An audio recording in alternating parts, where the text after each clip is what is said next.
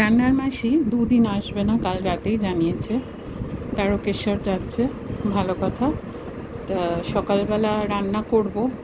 তা ফ্রোজেন পিসটা বার করেই মনে হলো আচ্ছা অনেক দিন কড়াইশুঁটির কচুরি খাওয়া হয়নি, একটু সারপ্রাইজ দেওয়া যাক বরকে আর ছেলেকে।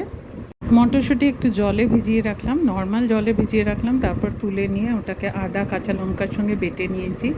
খুব সামান্য সর্ষের তেল কড়াইতে দিয়ে এটাকে একদম শুকনো হওয়া পর্যন্ত আমি নাড়িয়ে গেছি, হালকা নুন, চিনি আর একটুখানি শুকনো লঙ্কার গুঁড়ো দিয়ে।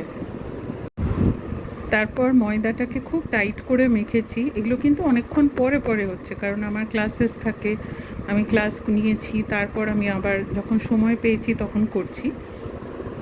কচুরির সঙ্গে আমার মনে হয় সব থেকে আলুর পাতলা ঝোলটাই ভালো লাগে, চিরকালই আমি দেখে এসেছি, তো তাই সেটাই করে ফেলেছি। আর কাঁচা লঙ্কার একটা টমেটো দিয়ে আর পায়েস করেছি লুচি দিয়ে খাওয়ার জন্যে, তো কচুরি লুচি সবই হয়েছে।